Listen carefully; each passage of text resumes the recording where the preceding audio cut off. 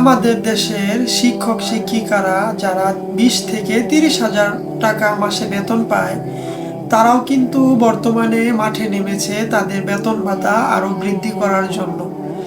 আমাদের দেশে একটা শ্রেণী আছে যাদেরকে আমরা সব থেকে অবহেলা করি, সেটি হলো আমাদের প্রত্যেকটি সমাজের ইমাম মুয়াজ্জিন এবং মাদ্রাসার শিক্ষকরা, যারা এখনো পর্যন্ত 5 থেকে 10,000 টাকা মাস বেতনে চাকরি করতেছে। অথচ দেখেন, এই আমাদের সমাজের এই অবহেলিত যে শ্রেণীটা আছে, যেই লোকগুলো আছে, তারা যেই বাজার থেকে সদাই করে, আমরাও সেই বাজার থেকেই সদাই করি।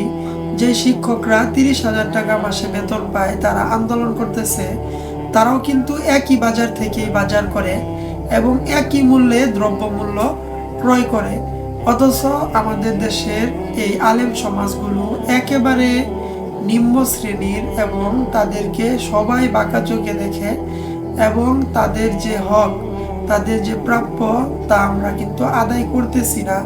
তাদের কি হালত, তাদের যে ভিতরের কি অবস্থা, তাদের পরিবারগুলো কত কষ্টে চলে, তা উপলব্ধি করার মতন এই দেশের সরকার, এই দেশের রাষ্ট্রের যারা রাষ্ট্রের দায়িত্বে যারা কাজ করতেছে এবং যারা দায়িত্বশীল আছে, তারা কখনো এটার প্রতি নজর দেয় না।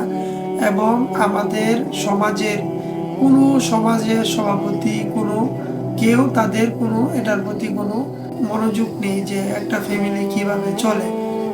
তো সকলেই এই দিক থেকে নজর রাখবো, এবং আমরা যদি চেষ্টা করি তাহলে আমাদের প্রত্যেকটা সমাজের মসজিদের ইমামদের ফ্যামিলিদের কিন্তু আমরা সুখী করতে পারি যদি আমরা একটু চেষ্টা করি। তো আমাদের দেশের যুব সমাজ যদি এই বিষয় নিয়ে কাজ করে, তাহলে অবশ্যই এই আলেম সমাজ সম্মানিত হবে।